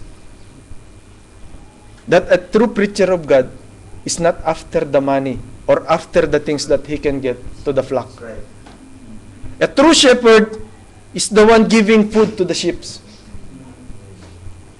Peter, mahal mo ba ako? Peter, do you love me? Yes, Lord. Feed my sheep. Hindi niya sinabing, flock, feed Peter. Congregation, feed the pastor. Maling-mali. Mali ba yung sagot ni Peter? Tinanong ulit ng Diyos, ng Panginoong Hesus. Peter, do you love me? Yes, Lord. Feed my flock. Peter, do you love me? Siguro, sabi ni Peter, Panginoon naman, 2 beses na, alam mo namang, mahal na mahal kita. Feed my sheep. Alam niyo, mga kapatid, wala akong nakitang shepherd na siya ang binibigyan ng pagkain ng sheep. Pag nangyari yun, mga kapatid, hindi tao yung nagsasabing shepherd. Literal, mga kapatid, pinagdaanan natin sa buhay yan. Pag sinabi mong magpapakain ka, ikaw ang magbibigay. Pag may alaga ka, ikaw ang kukuha at pipiliin mo hanggat maaari yung pinakamasariwang damo. Alam mo kung ano yung masarap na damo para sa hayop. Bawat hayop meron kang idea kung anong damo ang pinakagusto niya. So kailangan alam mo yun kung ikaw ay shepherd. Ang nangyayari, mga kapatid, yung shepherd ang pinapakain ng mga sheep. Yung mga nagsasabing pastor, ang kumukuha sa imbes na isubo ng kanilang mga tupa, napupunta pa sa kanila, which is very wrong. Imbes na tinutulungan mo yung kawan, pinahihirapan mo. Hindi ganun ang sinabi ng Diyos. Hindi ganun ang pangako ng Diyos. Sabi ni Peter, hindi tayo inatangan ng mabibigat na pasanin. Si Paul, sorry. Magbigay ang bawat isa ayon sa pinasya ng kanyang puso. Hindi mabigat sa loob o dahil kailangan. Hindi tayo pinahihirapan ng Diyos. Sabi ng Diyos, hindi niya hinahanap yung kaloob. Ang hinahanap niya yung bunga. Kung yung uhaw na sinasabi ng ating kapatid kanina, sumibol, at kailangan magkaroon ng bunga, hindi siya after doon sa dayami. Hindi siya after doon sa mga uhay na walang laman. Ang after ng isang nagtatanim ng palay, after siya doon sa may butil. Ang dayami, patapon ito, mga kapatid. Susunugin lang ito, magiging pataba ng lupa. Ang sino mang nagtatanim, ang sino mang matalinong nagtatanim, hindi siya after doon sa ikasisirang ng kanyang itinanim. Pag nagtanim ba ako ng palay, ang ilalagay ko sa bangan yung dayami? Para sa hayop yung dayami. O kaya susunugin. Pag nagtanim ba ako ng kamatis, pipiliin ko yung may sira? Para sa tapon yung sira. Pag nag-ani ang Diyos, pinadala niya ang kanyang mga anghel para mag-ani. Ang kukunin nila, yung may binhi. Ang aangat lang, yung may binhi. Ang aangat lang sa pag-agaw, yung may Espiritu ng Diyos. Ang Espiritu ng Diyos, ang salita ng Diyos, ang magpapaangat sa iglesia. Maliban ng isang tao, ang isang iglesia ay may Espiritu ng Diyos, hindi siya makaangat sa araw ng pag-agaw. Katulad ito ng yung labandero, na hindi marunong magsulat, hindi marunong isulat ang kanyang pangalan, pumirma. Anong kanyang nagiging resibo? Pupunit lang ng isang papel. Pag nagtagpo ang kanyang papel, ang present ng nagpalaba at saka sa kanya, pag nagtagpo, sa kanya yon. Hihintayin ng Diyos yung kanyang espiritu na babalik sa kanya. Kailangan magtatagpo yung katawan niya at yung espiritong iniwan niya dito sa lupa. Hindi niya kukunin yung wala siyang espiritu. Yung espiritu ng Diyos, yun ang babalik sa kanya. Hindi niya kailangan maghanap ng marami. Hindi niya pinanghinayangan yung 70 plus na disciples niya nung sinabi niyang maliban na kainin ninyo ang aking laman at inumin ng aking dugo, wala kayong buhay na walang hanggan. Hindi niya pinanghinayangan yun. Ang pinagsikapan niyang turuan yung 12. Yung kanyang mga apostol, ang kanyang pinagsikapang turuan. Kung sino yung interesado, yun ang tuturuan ng Diyos. Sabi nga ng ating kapatid kanina, mag-ipon tayo ng mag-ipon katulad ng isang langgam, mag-ipon tayo ng salita ng Diyos. Para kung tuturuan tayo ng Diyos, madali tayong turuan. Subukan mong turuan yung isang tao. Kahit 1 plus 1, wala siyang ka-idea pagdating sa math. Hindi niya alam magbilang, hindi niya alam magbilang, mga kapatid. Paano mo siyang tuturuan ng 1 plus 1? Hindi niya alam magbilang. Wala siyang alam isagot kasi hindi niya alam yung numbers. Paano tayong tuturuan ng Diyos? Paano tayong paapaalalahanan ng banal na Espiritu kung wala naman tayong inipon?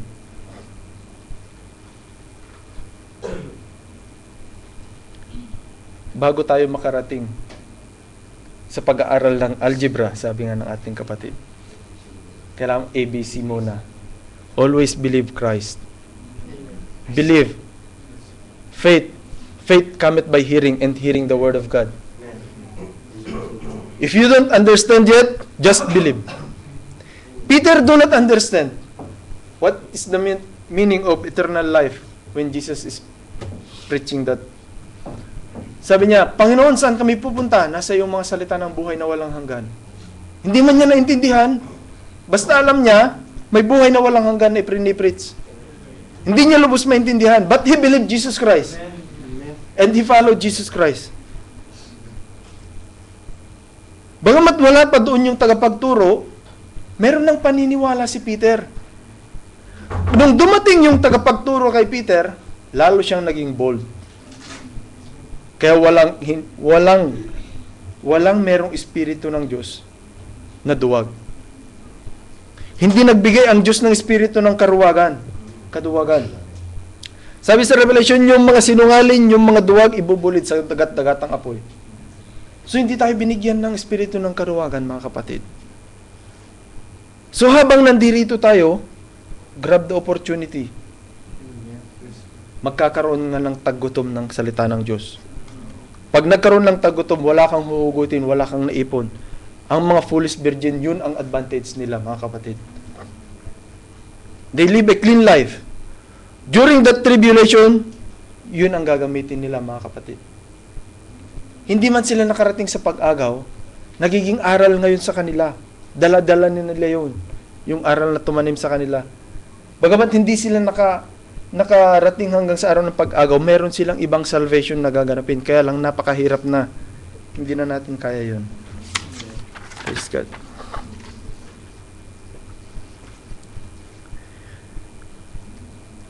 If I be lifted up from this earth, I'll draw all men unto me, sabi niya. Ye are my witnesses. You shall be witnesses to me both in Jerusalem, Judea, Samaria, and to the uttermost part of the earth. This sign shall follow them that believe. In my name they shall cast out devils, speak with new tongues, take up serpents, drink deadly things, it shall not harm them. They lay hands to the sick, and they shall recover. These are the end signs, mga kapatid, na sinasabi ng ating mensahero. This will all men know, you're my disciples, when you have love one for another. So pag ginaganap natin yung mga bagay na yun, higit sa lahat, yung pag-iibigan sa ating magkakapatid. Brotherly love. Next to the capstone, doon sa stature of a perfect man. Mas nauna pa yung pag-ibig sa Diyos.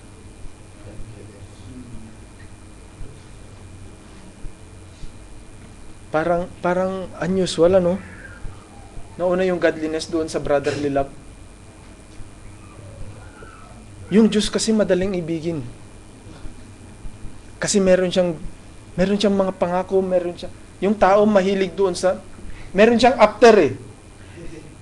Naranasan ng tao yung pagkilos ng Diyos sa buhay niya. Subukan mong yung isang tao, lagi kang tinutulungan. Pag may problema ka, lagi kang dinadamayan. Pag may gagawin ka, lagi kang tinutulungan. Alam niyo, madaling ibigin yun. Subukan mong yung tao, wala kang nakukuha. Wala kang napapakinabangan. Mahirap ibigin, mga kapatid. Hindi madaling ibigin yun. Pero yun ang sinabi ng Diyos, brotherly love. Mag-ibigin kayo sa isa't isa. Hindi natin kilala ang bawat isa. Hindi natin kilala ang iba nating kapatid. Pero ni-require tayo na ibigin ng bawat isa. Mahirap. Pero nagawa ni Jesus Christ. So kung nagawa ni Jesus Christ, magagawa ng church. Because we have the mind of Christ. Amen. Kailangan manatili sa atin yung mind of Christ, mga kapatid. Mahirap lahat ang bagay. Wala tayong alam na gawin. Wala tayong alam sabihin. But if we have the mind of Christ, all things work together for good. Magiging madali ang lahat. Yung sabi ko nga kanina, hayaan muna natin na yung kapangyarihan ng Diyos kumilos sa ating sarili. Tayo muna ang magpalinis sa Diyos. Para yung kaisipan ni Kristo, yung banal na Espiritu, makapangusap ng buong buo, makapangusap ng malaya, matuturuan tayo ang bawat isa.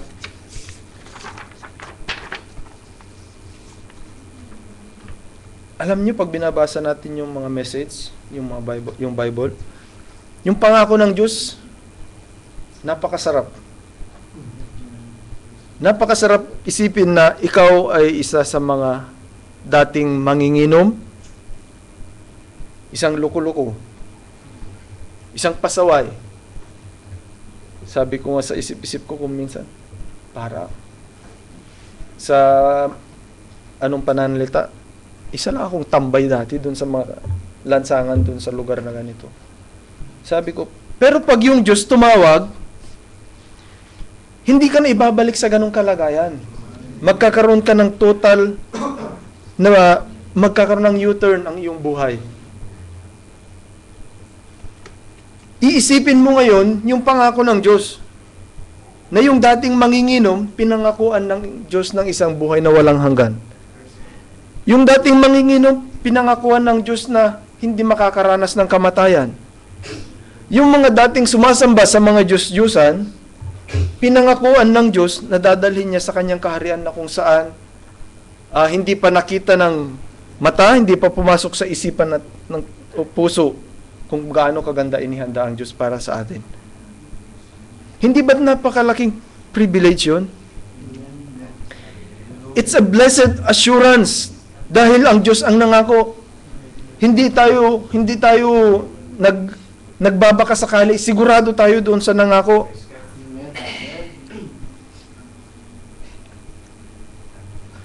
Saan natin ipagpapalit ngayon yung mga pangako ng Diyos? Ipagpapalit natin, babalik tayo doon sa ating dating kinalalagyan? Huwag nawang mangyari, mga kapatid.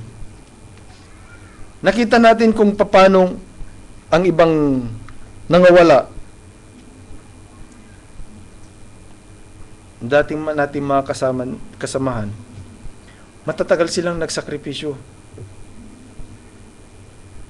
Maraming taon ang pagsasakripisyo ang binuno nila.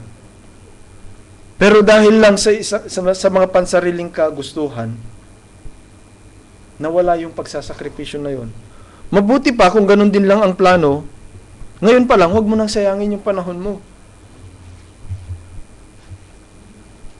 Dahil, kung pupunta ka lang dahil meron kang makukuha, o meron kang gustong makita, it's useless mga kapatid. Lalo ka lang nagkakasala, sabi ng ating kapatid.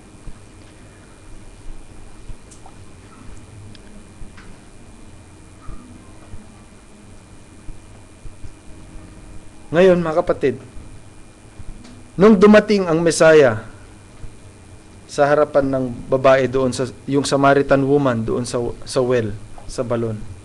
Nung nakita niya yung Mesaya, nakilala niya, nagpakilala ang Panginoong Hesus. Sabi ng Panginoong Hesus, tawagin mo ang iyong asawa. Wala akong asawa, sabi niya. Mabuti ang iyong sinabi.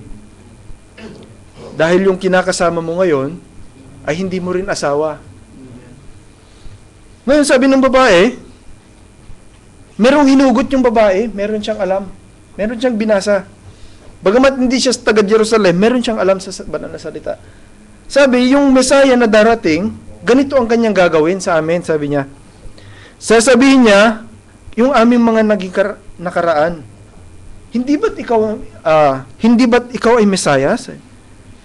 Sabi ni Jesus Christ, I am He, sabi niya. Nagpakilala siya. When Jesus Christ tell that, she runs in the city. She declares to everybody that she met the Messiah. She invite everybody to meet also the Messiah. Hindi siya nahiya. Hindi siya nag-atubili. Sabi niya, hali kayo, sabi niya. Puntahan ninyo, tingnan ninyo. Ito na nga ba kaya ang Messiah na hinihintay natin? Alam ninyo mga kapatid, yung babae na yon, isa siyang Samaritan. Hindi sila dapat kausapin. Hindi tayo dapat kausapin. Tayo ay mga mananamba sa Diyos-Diyosan. Kaya tayo tinawag ng mga hentil, mananamba sa Diyos-Diyosan. Hindi tayo dapat kausapin. Hindi tayo dapat pagpahayagan. Pero it's a blessed assurance ang binigay sa atin. Binigyan tayo ng karapatan, hindi lang para makausap, hindi lang para magkakilanlan, kundi binigyan tayo ng karapatan mga kapatid na maging asawa ng Panginoong Hesus. Hindi ba tayo mas dapat na maging proud? Hindi ba tayo mas dapat na maging bold kaysa doon sa Samaritan woman na yon? That we met our husband. We will meet our husband in the air.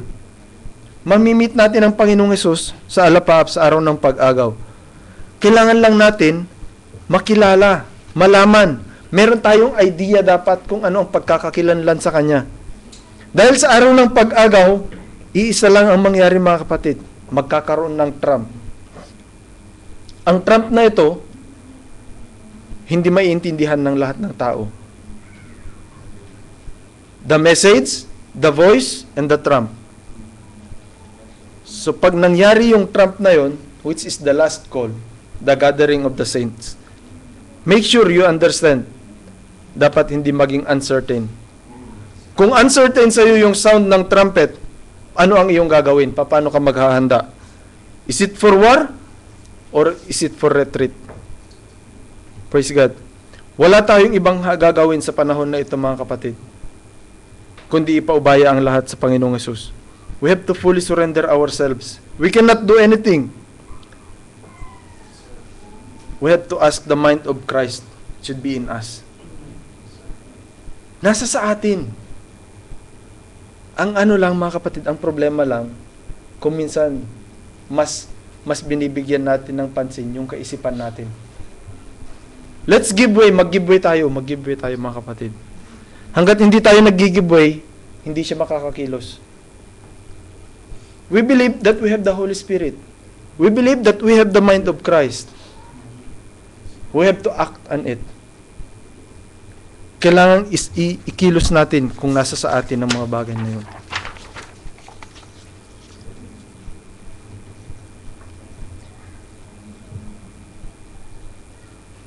Jesus Christ conquered because of that Holy Ghost. He conquered death for us. Nung namatay ang Panginoong Hesus, namatay tayong kasama niya. Ngayon mga kapatid, kung inaangkin natin, sinasabi natin na kasama tayo sa kamatayan ng Panginoong Hesus, kailangan tayo rin naman ay mamatay sa sanlibutan na ito.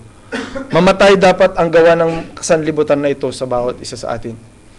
Hindi lang yung kaisipan, ito ay sa sanlibutan mga kapatid. Kaisipan na makasanlibutan, ito ay sa sanlibutan. Kailangan mamatay ang kaisipan na makasanlibutan. Upang ang sa ganon, ang kaisipan ni Kristo ay mabuhay. Ngayon, kung tayo ay namatay na kasama ni Kristo, mabubuhay din naman tayo na kasama ni Kristo. Dahil tayo ay katawan.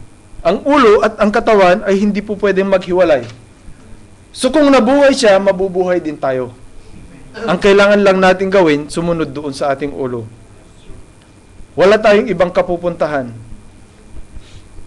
Nung si Adam, pinagsikapan niyang iligtas ang kanyang asawa. Binigyan niya ng binhi si Eva. But that's not the perfect will of God. But this time,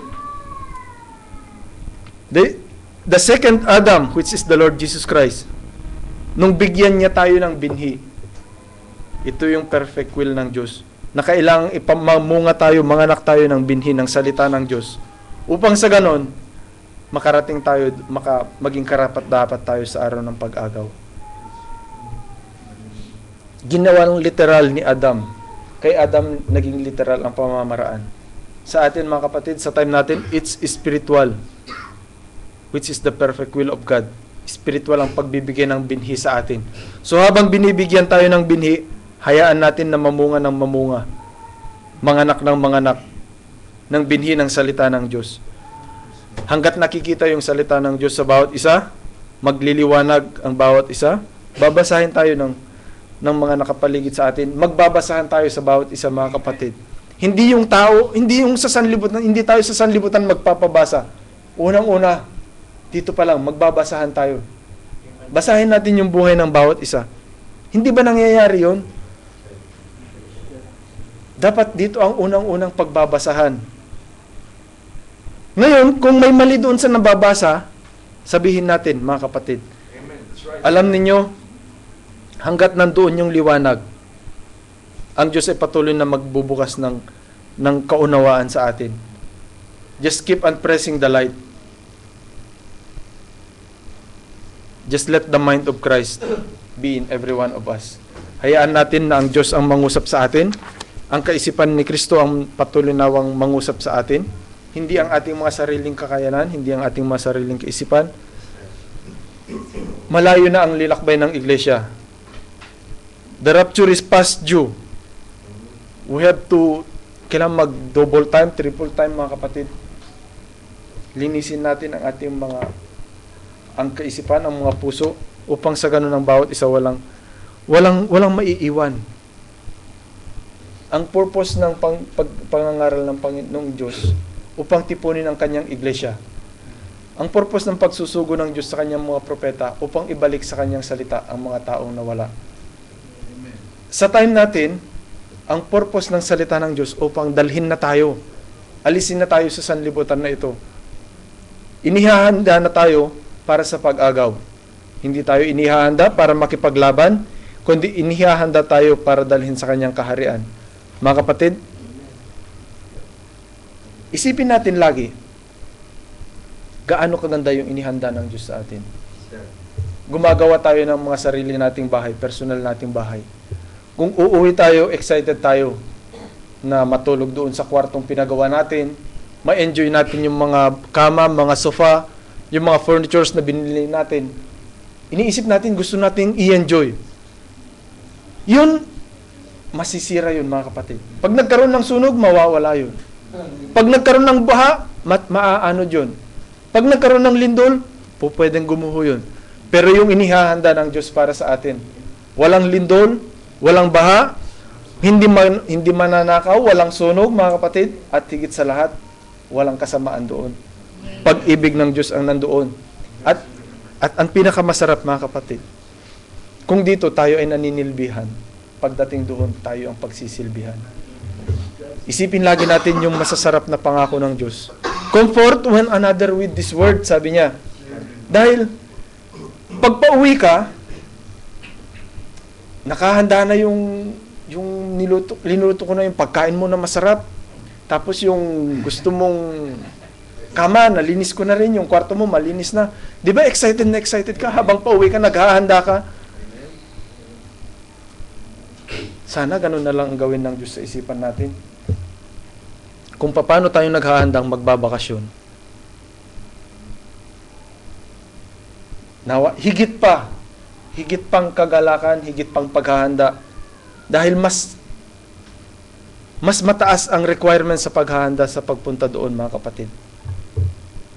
Kailangan natin yung kaisipan ni Kristo para makapaghanda tayo sa pagpunta sa kanyang kaharian. Ialay natin ang ating mga buhay, banal, kalugod-lugod at kaaya-aya. Siya nating katampatang pagsamba sa Diyos. Praise God, brothers and sisters. Pwede ba tayong magpasalamat sa Diyos? Hallelujah. Praise God.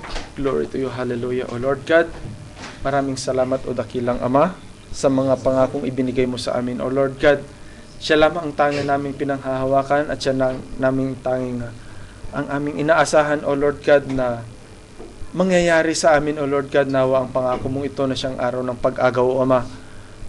Datapwat hindi po namin alam, O Ama, kung kailan, pero ang hinihiling namin sa iyo, O Lord God, kung paano mong inihahanda ang mga apostol mo bago mo sila bigyan ng pangako ng banal mong espiritu sa upper room, O Lord God, nawa patuloy mo rin kaming ihanda, patuloy mo rin kaming turuan, O Lord God.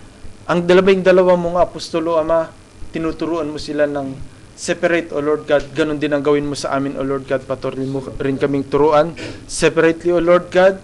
At patuloy mo kaming ihanda, O Panginoong Diyos, upang sa ganon, walang maiiwan isa man sa amin, O Lord God.